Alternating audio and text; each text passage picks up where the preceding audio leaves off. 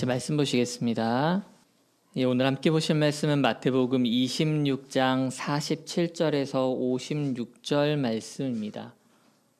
신약성경 마태복음 26장 47절에서 56절 말씀입니다. 우리 차신 줄 알고 우리 한 목소리로 봉독하겠습니다. 시작. 말씀하실 때 12 중에 하나인 유다가 왔는데 대제사장들과 백성의 장로들에게서 파송된 큰 무리가 칼과 몽치를 가지고 그와 함께 하였더라. 예수를 파는 자가 그들에게 군호를 짜 이르되 내가 입맞추는 자가 그이니 그를 잡으라 한지라. 곧 예수께 나와 랍비여 안녕하시옵니까 하고 입을 맞추니 예수께서 이르시되 친구여 내가 무엇을 하려고 왔는지 행하라 하신대 이에 그들이 나와 예수께 손을 대어 잡는지라. 예수와 함께 있던 자 중에 하나가 손을 펴 칼을 빼어 대제사장의 종을 쳐 그 귀를 떨어뜨리니 이에 예수께서 이르시되 내 칼을 도로 칼집에 꽂으라. 칼을 가지는 자는 다 칼로 망하느니라. 너는 내가 내 아버지께 구하여 지금 12 군단도 더 되는 천사를 보내게 할 수 없는 줄로 아느냐.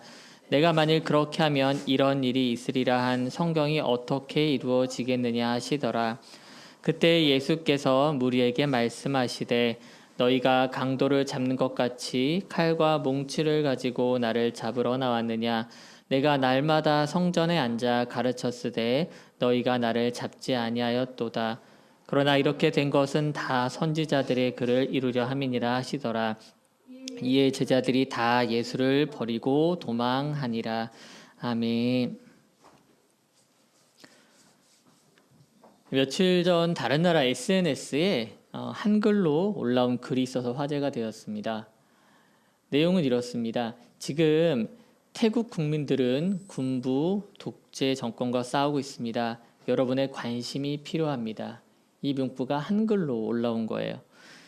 그 글에는 1986년 6월에 우리나라에서도 있었던 민주항쟁을 언급하고 있었습니다. 우리나라가 그랬던 것처럼 자신들의 나라에서도 벌어지고 있는 이 민주항쟁에 관심을 좀 가지고 지지해달라는 그런 호소문이었습니다. 이렇게 한글로 된 호소문은 작년에도 한번 다른 나라에서 화제가 된 적이 있었는데요. 바로 홍콩이었습니다. 범죄인 인도 법안이 홍콩 시민들의 자유와 인권을 침해하는 것에 대해서 홍콩 시민들은 시위를 벌이기 시작했고 그 와중에 민주주의를 저항으로 얻어낸 우리나라의 호소문을 올리게 된 것입니다. 이 두 나라의 저항은 여전히 진행 중에 있습니다. 그들은 자신들의 자유를 지키고 누리기 위해서 생업과 학업을 내려놓고 항거하고 있습니다. 물대포와 맞서 싸우고 있고요. 구치소에 갇히기도 합니다. 무력진압에 다치기도 하지만 그렇게 속수무책으로 당하고 있지만 그들이 할 수 있는 방법으로 그름 나름대로 저항하고 있는 것입니다. 반면에 비폭력적인 방법을 통해서 저항하는 경우도 있습니다. 여러분도 잘 아시는 것처럼 비폭력 저항하면 누가 떠오르시나요? 바로 인도의 간디입니다. 간디는 인도에서 태어나서 자란 이후에 대학을 영국에서 마쳤습니다. 그리고 세계 1차 세계대전 때 영국군으로 그 전쟁에 참전하게 됩니다. 그런데 뛰어난 활약에도 불구하고 인도인이라는 신분으로 인해서 진급을 더 이상 할 수 없게 된 것과 함께 또한 영국에서 인도인들에 대한 차별적인 법이 제정되는 그런 문제 때문에 결국 그는 모든 것을 내려놓고 인도로 돌아와서 인도의 독립운동에 뛰어들게 됩니다. 간디는 처음부터 무저항 비폭력을 주창하면서 사람들과 함께 했습니다. 어쩌면은 그것은 물리적으로 영국이라고 하는 거대한 나라를 이길 수 없는 상태에서 최선의 선택이었을지도 모릅니다. 그러나 결국 그는 급진적인 힌두교 신자의 총에 의해 죽게 됩니다. 간디는 알려진 것처럼요, 성경을 좀 인용하는 것을 즐겨하는 편이었습니다. 성경에도 능통한 부분이 있었고요. 특별히 산상수훈을 좋아했는데요. 그는 산상수훈을 두고 이런 말을 했다고 합니다. 모든 종교의 알맹이이자 천국의 헌법에 해당한다라는 그런 말을 남기기도 했습니다. 간디는 이처럼 산상수훈을 빼어난 교훈으로 받아들이고 예수님을 성인의 한 사람으로 대접했지만 그것까지였습니다. 예수님을 진정한 구원자로 삼지는 못했습니다. 간디가 보여준 이 비폭력 저항이 자신의 어떤 무력함 가운데서 어쩔 수 없는 선택이었었더라면은 반대로 예수님이 오늘 보여주시는 모습은 말씀의 성취를 위한 순종의 방법으로 보여주신 비폭력 무저항이었습니다. 하나님의 아들로 오셨지만은 권세를 부리고 능력을 내보이는 것이 아니라 도리어 그 자리에서 더 낮은 곳에 있는 저와 여러분을 위해 죽으신 예수님을 우리는 오늘 똑똑히 보게 될 것입니다. 그러한 예수님을 만나 그분의 죽기까지 순종하심과 또한 우리를 위한 사랑을 하셨음을 발견하는 귀한 시간이 되기를 소원합니다. 우리는 오늘 본문 말씀을 56절까지만 읽었지만요. 실제로 오늘 같이 나눌 말씀은 68절까지 이어질 것입니다. 47절에서 56절까지는요. 기도하러 내려오시는 길에 예수님께서 잡히시는 이야기입니다. 그리고 57절부터 68절까지는 이 잡히신 예수님이 대제사장 서기관 장로들이 모여있는 공회에서 신문을 받고 모욕을 당하는 그런 이야기로 연결되어 있습니다. 오늘 우리는 말씀을 통해서요. 무력과 그리고 거짓말 그리고 자신들의 힘을 내세우는 사람과 그 앞에서 전혀 반대의 길을 가시는 예수님을 만날 예정입니다. 먼저 칼을 드는 사람들과 반대로 칼을 내려놓는 주님입니다. 겟세마나에서 혼신의 힘을 다해서 기도를 하고 내려오시는 주님 앞에 그 야밤에 칼과 몽치를 든 사람들이 나타납니다. 바로 대제사장과 장로들이 보낸 무리였습니다. 이미 이들은요, 예수님의 제자 중 한 명인 가룟 유다와 거래를 다 마친 상태였습니다. 다만 어두웠기 때문에 누가 예수인지 정확히 알려주는 신호가 떨어지자마자 누가 예수인지 지목하고 바로 사람들은 예수님을 둘러싸서 잡습니다. 그때 예수님의 제자 중에 한 명이 칼을 들어서 대제사장의 종의 귀를 쳐서 떨어뜨립니다. 이 긴박한 상황에서 어찌 보면은 예수님의 제자로서 할 수 있는 최선의 방법이었을지도 모릅니다. 그런데 이 행동에 대해서 예수님께서 내보이신 반응은 그 행동을 한 제자의 기대와는 전혀 동떨어진 것이었습니다. 마태복음 26장 50절 말씀과 52절 말씀입니다. 예수께서 이르시되 친구여 내가 무엇을 하려고 왔는지 행하라 하신대 이에 그들이 나와 예수께 손을 대어 잡는지라. 52절입니다. 이에 예수께서 이르시되 내 칼을 도로 칼집에 꽂으라. 칼을 가지는 자는 다 칼로 망하느니라. 예수님께서는 이미 다 알고 계셨습니다. 이미 겟세마나에서 내려오시면서 자신에게 이 돌아온 잔을 마시기로 결단하셨기 때문에 사람들이 둘러싸고 칼과 몽추를 가지고 다가왔을 때 요동하지 않으시고 그저 받아들이십니다. 행할 것을 행하라고 말씀하십니다. 요한복음에 보게 되면은 이 칼을 들고 종의 길을 자른 사람을 베드로라고 지목을 합니다. 앞서 베드로는 우리가 잘 아는 것처럼 죽음을 예고하신 예수님에게 자신도 같이 죽겠다며 절대로 이런 일이 일어나지 못하게 할 거라면서 강력하게 말합니다. 그 결기를 보여주듯이 그는 언제 죽는지도 모르는데 그 칼을 꺼내서 공격을 하는 거예요. 하지만 예수님은 도리어 그러한 그를 만류하시고 칼로 인해 망하는 길에 서지 말라고 하십니다. 다른 복음서에는 도리어 예수님께서 그 상처 입은 종의 길을 치유해 주시는 모습이 나옵니다. 예수님은 칼을 들고 나온 사람들 앞에서 도리어 칼을 내리라고 말씀하십니다. 이것은 단순히 이길 수 없는 상대 앞에서 무력하게 항복하는 것을 말하지 않습니다. 대제사장들이 보낸 그 칼과 몽치를 든 사람들은 평소 예루살렘 성전을 지키는 경비병들로 알려져 있습니다. 아마도 좋게 수백 명은 되었을 것입니다. 하지만 예수님은 하늘 아버지께 요청해서 당장이라도 12군단, 수만 명의 천사라도 불러서 도움을 받을 수 있었지만은 그렇게 하지 않으셨습니다. 이것은 예수님의 허세가 아니라요. 겟세마나에서 이미 결단하고 순종하기로 하신 것을 이제 보여주신 것뿐입니다. 그리고 두 번이나 반복해서 이 일이 이루어져야 하는 이유를 말씀해 주십니다. 마태복음 26장 54절과 56절 말씀입니다. 내가 만일 그렇게 하면 이런 일이 있으리라 한 성경이 어떻게 이루어지겠느냐 하시더라. 56절입니다. 그러나 이렇게 된 것은 다 선지자들의 글을 이루려 함이니라 하시더라. 예수님은 구약의 성취로 오셨음을 믿으시기 바랍니다.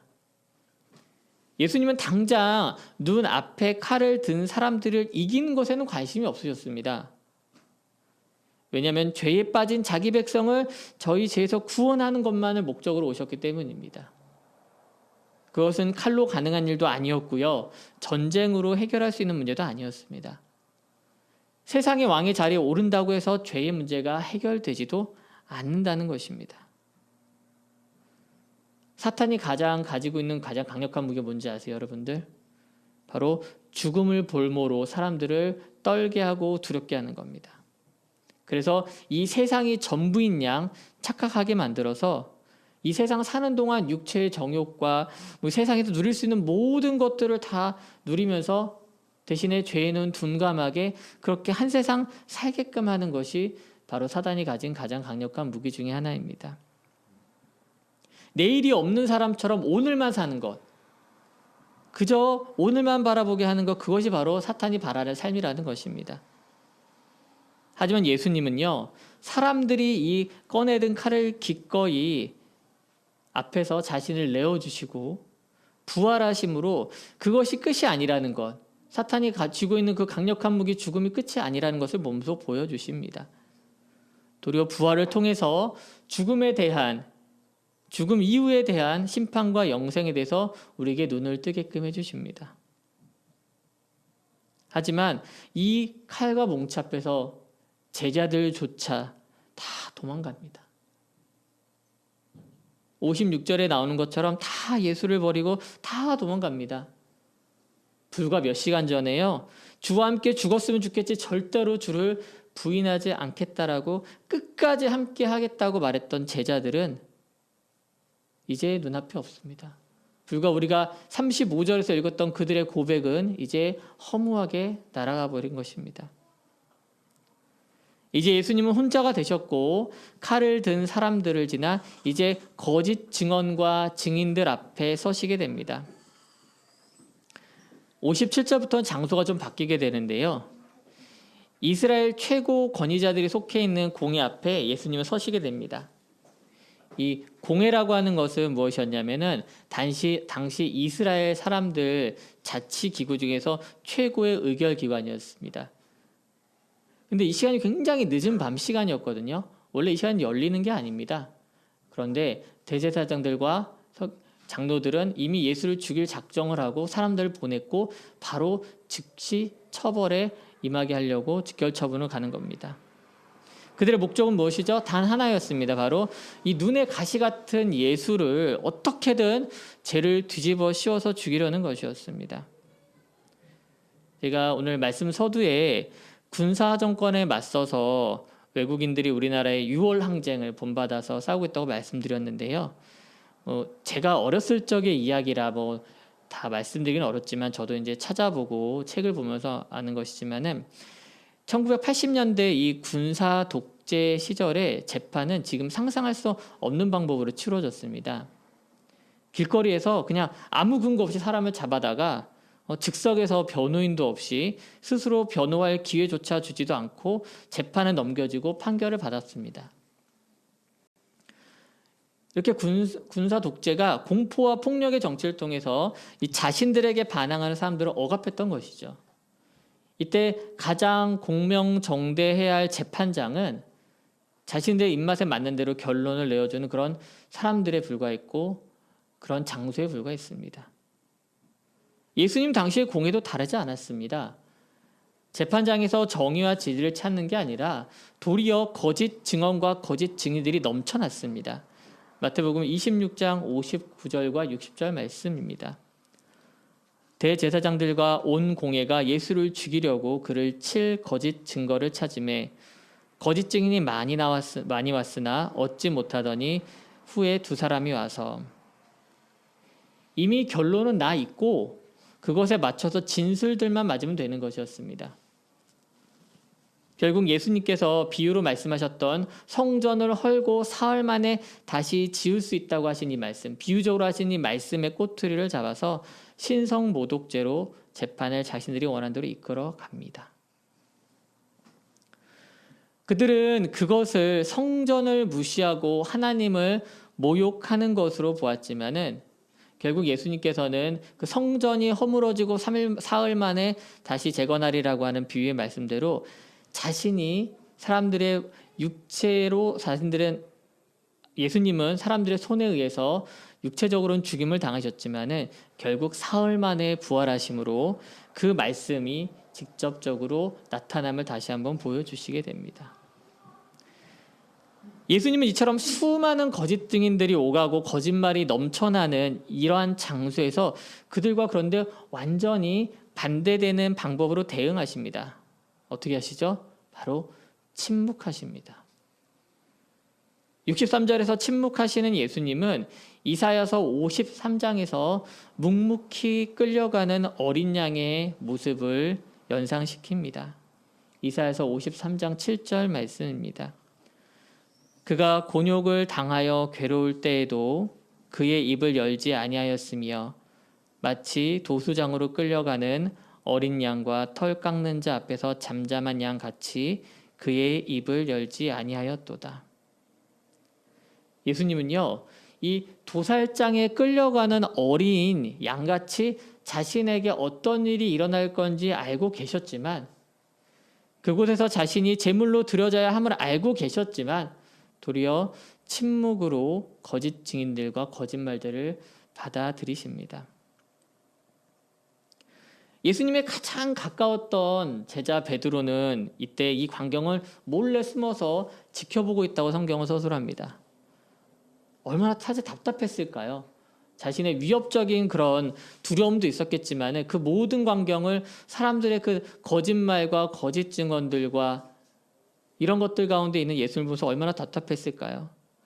한때는 수만 명의 추종자들에게 둘러싸여서 존경받던 자신의 스승이 이제 홀로 남아서 이 공격받는 상황을 보면서 왜 예수님은 아무 말씀도 안 하실까? 왜 대응을 안 하실까?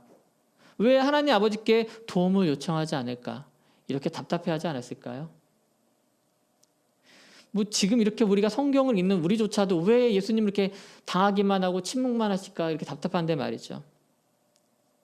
하지만 예수님은 이것조차 하나님 아버지의 뜻에 순종하는 것이라는 것을 알고 계셨기에 기꺼이 순종하셨습니다. 침묵이 할 말이 없어서가 아니라 무기력하거나 힘이 없어서가 아니라 거짓 증인들과 그들의 거짓말을 인정해서가 아니라 그것조차 아우르고 감싸며 해야 할 일이 있었기 때문입니다. 대제사장들과 사람들은 이것을 빌미로 시작해서 더 예수님을 압박해서 질문합니다. 네가 하나님의 아들 네가 하나님 아들 그리스도냐? 이걸 말하라고 하는 겁니다. 만일 예수님이 아니라고 한다면은 예수님이 지금까지 쭉 해오셨던 모든 일들을 부정하게 되는 셈이 됩니다. 그러면은 이 기회에 제자들과 추종자들을 잘라낼 수 있는 좋은 기회가 됩니다. 그런데 또 네가 하나님의 아들 그리스도다라고 하는 말에 맞다라고 대답을 하게 되면은 신성모독으로 명확하게 이제 죽일 수 있는 그런 트집을 잡게 되는 것이죠. 예수님은 뭐라고 대답하십니까? 네가 진짜 하나님의 그리스도냐 아들이냐라고 하는 질문을 단순하게 대답하십니다. 64절을 보게 되면은요. 내가 말하였느니라라고 말하는데요. 이 장면을 똑같이 서술하고 있는 마가복음에 보면은 조금 더 명확하게 보여줍니다. 마가복음 14장 62절 말씀을 보도록 하겠습니다. 예수께서 이르시되 내가 그니라. 인자가 권능자의 우편에 앉은 것과 하늘 구름을 타고 오는 것을 너희가 보리라 하시니 내가 그다. 네가 말하는 그리스도가 나다라고 한마디만 하십니다. 수많은 거짓 증인들과 거짓말이 난무하는 가운데 단 하나의 진술이 진술되었음에도 사람들은 무시하고 그런데 덮어버립니다. 조목조목 여러 말로 자신을 변한 것도 모자랄 판에 예수님은 침묵으로 일관하시다가 단 한마디 하신 것이 내가 그다라는 말이었습니다. 지난 5월 우리나라 대법원에서 판결이 하나 나왔습니다. 제가 앞서 1980년대 군사독재 시절의 재판에 대해서 말씀드렸는데요. 그것과 관련이 있는 재판이었습니다. 당시 신군부의 억압을 보여주는 대표적인 사례로 삼청교육대를 아마 들어보셨을 겁니다. 이 삼청교육대 관련인데요. 당시에 사회 풍토 문란 사범이라고 하는 애매모호한 불명확한 이유로 6만 명이나 영장 없이 검거되고 그 가운데 또 수백 명이 총에 맞거나 구타를 당해서 숨졌다고 합니다. 그런데 그 중에 한 사람이 당시에 삼청교육대에서 너무 구타를 받고 너무 힘드니까 탈출을 했다고요. 근데 그래도 붙잡힌 거예요. 그래서 그것으로 인해서 당시 법원에서 유죄를 받고 1년간 징역 생활을 했다고 합니다. 그런데 40년이 지난 올해 재심을 통해서 무죄로 판결을 받은 것입니다. 그동안 그 사람은 얼마나 억울했을까요? 그 40년이라는 세월 동안 자신이 범죄자로 낙인 찍혀 살아왔던 그 억울하게 당했던 그 심정과 상황을 누가 알아줄 수 있겠습니까? 그나마 그것도 그분이 2018년도에 재심을 요청해서 2년이나 지나서야 올해 최종적인 판결을 받았다고 합니다. 그리고 이제서야 무죄로 구제를 받게 된 것이죠. 이처럼 사람들은요, 조그만 건 아니죠. 억울한 죄가 있고 또한 누명을 쓰게 되면 어떻게든 항변하려고 합니다. 자신의 가진 것을 모두 털어서라도 좋은 변호사를 사서라도 어떻게든 그 죄에서 벗어나려고 합니다. 그런데 예수님은 전혀 그렇게 하지 않으셨다는 것이 놀랍기만 합니다. 사람들은 거짓 증언과 거짓말에서 멈추지 않고 폭력을 통해서 예수님을 모욕하기도 했습니다. 마태복음 26장 67절에서 68절입니다. 이에 예수의 얼굴에 침 뱉으며 주먹으로 치고 어떤 사람은 손바닥으로 때리며 이르되 그리스도야 우리에게 선지자 노릇을 하라. 너를 친 자가 누구냐 하더라. 이제 사람들은요, 예수님께 침을 뱉고 주먹으로 치고 손바닥으로 때리기 시작합니다. 그리고 조롱하듯이 누가 쳤는지 알아맞혀 보라며 선지자 노릇해보라고 모욕을 줍니다. 그런데 오늘 본문은 이렇게 끝이 납니다. 예수님은 이러한 모욕과 폭력 앞에서 어떤 반응도 내놓지 않으십니다. 예수님은 일찍이 사역을 시작하시면서 산상수훈을 통해서 악한 자들에게 어떻게 대해야 하는지에서 미리 말씀을 해주셨습니다. 마태복음 5장 38절에서 42절 말씀입니다. 또 눈은 눈으로 이는 이로 갚으라 하였다는 것을 너희가 들었으나 나는 너희에게 이르노니 악한 자를 대적하지 말라. 누구든지 내 오른편 뺨을 치거든 왼편도 돌려대며 또 너를 고발하여 속옷을 가지고자 하는 자에게 겉옷까지 가지게 하며 또 누구든지 너로 억지로 오리를 가게 하거든 그 사람과 심리를 동행하고 내게 구하는 자에게 주며 내게 꾸고자 하는 자에게 거절하지 말라. 우리가 마태복음 5장 앞부분을 읽으면서 이 말을 처음 들었을 때 참 아름다운 말씀이다. 아, 정말 대단한 자세다라고 말했을 것입니다. 하지만 여러분, 솔직히 우리가 삶에서 얼마나 이것을 실천하며 살아가고 있습니까? 예수님의 말씀을요, 마치 예쁘게 인쇄해서 액자에 걸어두고 보고 있는 것 아닙니까? 마태복음 5장의 이 산상순을 듣고 있던 그 수많은 사람들은 지금 어디로 갔습니까? 예수님은 침뱉음을 받고 주먹으로 또한 손바닥으로 맞고 있는데 제자들과 그 많던 무리들은 다 어디에 있습니까? 그리고 또 우리는 또 어디에 있습니까? 말씀을요, 말씀으로 받아들인 거 그리 어렵지 않아요. 귀가 열려있으면 누구나 들을 수는 있습니다. 하지만 진짜 들을 귀 있는 사람들만이 말씀을 귀로 들어 마음에 새기고 실천하며 살아갑니다. 5장에서 했던 말씀을, 산상순의 말씀을 예수님은 오늘 26장 공회 앞에서 사람들에 둘러싸인 이 장면에서 직접 몸소 보여주십니다. 칼로 위협하고 거짓말로 무력으로 위협하는 사람들 앞에서 예수님은 다 받아주십니다. 우리는요, 그렇지 않아요? 저는 그런데요. 누군가의 아주 작은 말에도, 조그만 위협에도 어떻게 행동합니까? 가만히 있어요, 여러분들? 아니에요. 나 살아있다고, 건들지 말라고, 더 크게 대갚아 주겠다고, 그 사람 모욕했던 사람들 다 기억했다가 메모했다가 막 일기장에 써놨다가 나중에 복수하겠다 그러지 않아요? 그리스도인들이라고 하는 것은요, 그리스도를 따라가는 사람들이라는 뜻입니다. 예수님이 보여주신 것과 우리의 삶이 다르다면 우리가 어떻게 스스로를 그리스도인이라고 할 수 있겠습니까? 우리 함께 세우는 교회는 로마서 15장 말씀을 기반으로 세워졌습니다. 로마서 15장을 보게 되면 사도 바울은 우리에게 권면합니다. 믿음이 약한 자의 약점을 담당하라고 말입니다.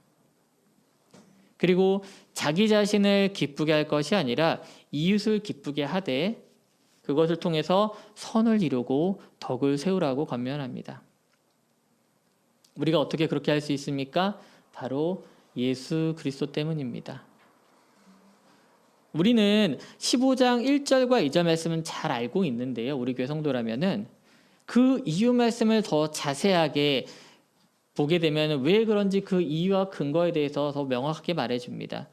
로마서 15장 3절에서 6절 말씀입니다. 그리스도께서도 자기를 기쁘게 하지 아니하셨나니 기록된 바 주를 비방하는 자들의 비방이 내게 미쳤나이다 함과 같으니라. 무엇이든지 전에 기록된 바는 우리의 교훈을 위하여 기록된 것이니 우리로 하여금 인내로 또는 성경의 위로로 소망을 가지게 함이라. 이제 인내와 위로의 하나님이 너희로 그리스도 예수를 본받아 서로 뜻이 같게 하여 주사 한 마음과 한 입으로 하나님 곧 우리 주 예수 그리스도의 아버지께 영광을 돌리게 하려 하노라. 아멘. 주님께서는 먼저 자기를 기쁘게 하지 않으셨습니다. 이제 주님을 비방하던 그 칼과 거짓말과 또한 우리를 치는 것 같은 그런 비방들이 이제 우리에게도 미칩니다. 그러나 인내와 위로의 하나님이 우리 가운데 소망을 가지게 하십니다. 그리고 그 하나님께서 우리를 마침내 그리스도 예수를 본받게 하시는 줄 믿습니다. 사랑하는 성도 여러분, 혹시 오늘 말씀을 보면서 예수님이 보여주신 순환과 고통이 불편하셨습니까? 혹시 말씀을 듣기에 불편함이 있으셨습니까? 힘드셨습니까? 그런데요, 그 비방과 순환이 오늘 우리에게도 미칠 수 있다는 것을 받아들이시기 바랍니다. 그리고 예수님이 그러하셨던 것처럼 그것을 넉넉하게 받아주시기 바랍니다. 그럴 때 예수님의 길을 따라갈 때 우리가 그런 삶을 살아갈 때 여러분에게 인내와 위로의 하나님이 여러분을 위로하시고 그 가운데 세상에는 없는 소망과 또한 영생의 소망을 여러분 가운데 품게 하실 줄 믿습니다. 오늘 말씀을 통해 만난 이 예수님을 본받아 진정한 제자의 길을 걸어가는 저와 여러분이 되길 주님의 이름으로 축원합니다.